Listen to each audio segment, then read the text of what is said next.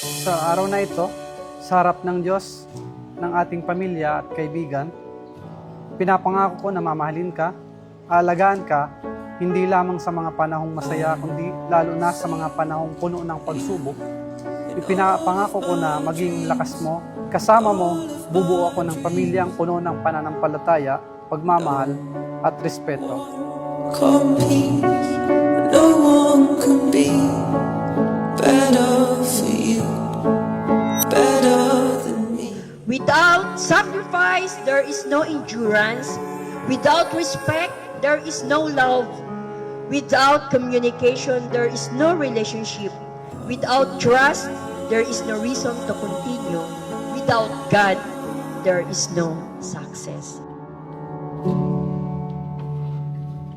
How could I get over you? You're everywhere I go. See your face in crowded rooms. You're better on your own. Tayo luya-luya, magkusog sa naning buwa. Magpakatatag po at alisin ang mga paghihina-hina sa buhay.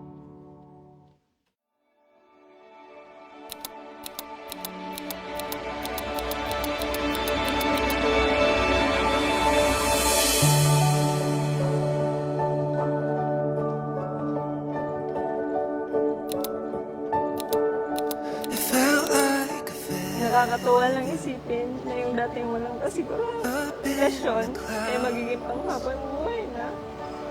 higher and higher. Ibas ako nagpapasalamat sa Diyos dahil sa kabutihan niya sa atin. Kaya tayo nandito. It felt like the Boy, magtubod ka pa rin ka na. sweet harmony. Congrats. Like I never heard before. All around me when I found you. Ipinapangako ko na maging lakas mo sa mga panahong ikay nangihina.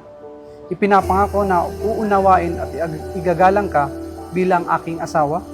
Ipinapangako ko na magiging tapat, mapagpasensya at mapagmahal.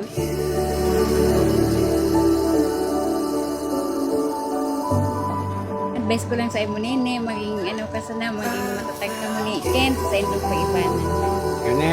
Magpakabait ka lang, okay na. It felt like Donna, tinatanggap kita bilang aking asawa na magiging akin at mamahalin mula ngayon at sa mga araw na darating, sa kasaganaan o kalungkutan man, ibigin, aliwin at igagalang hanggang sa tayo ay papaghiwalay ng kamatayan. Ken, tinatanggap kita bilang aking asawa na magiging akin at mamahalin mula ngayon at sa mga araw na darating. Sa kasaganahan o kalungkutan man, iibigin, aaliwin at igagalang hanggang sa tayo ay paghiwalayin ng kamatayan.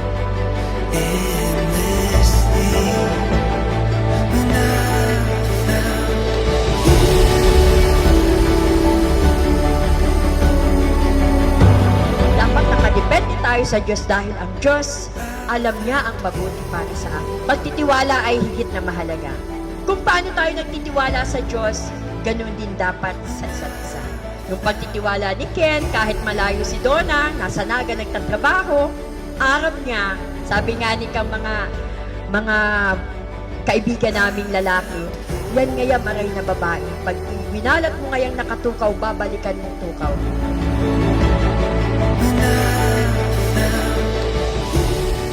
Pinapangako ko sa Diyos at sa iyo na mamahalin ka, alagaan ka, suportahan ka, at laging papanalangin ka. Pinapangako ko na gagawin ko ang lahat ng abot ng aking makakaya na maging mabuting asawa at dina sa ating magiging mga anak. Sobrang saya ko ngayon dahil sa araw na ito ang simula ng bagong yugto ng ating buhay.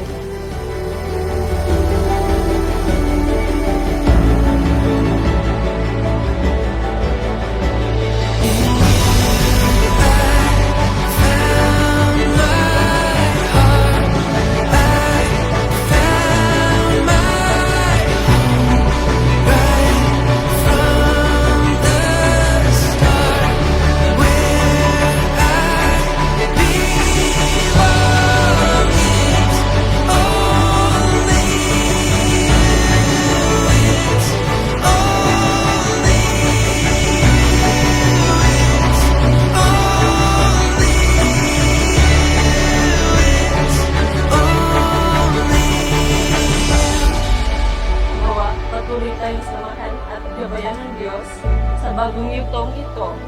Alam ko na hindi magiging madali, pero ano man ang naghihintay sa ating bukas, handa akong harapin kasama ko.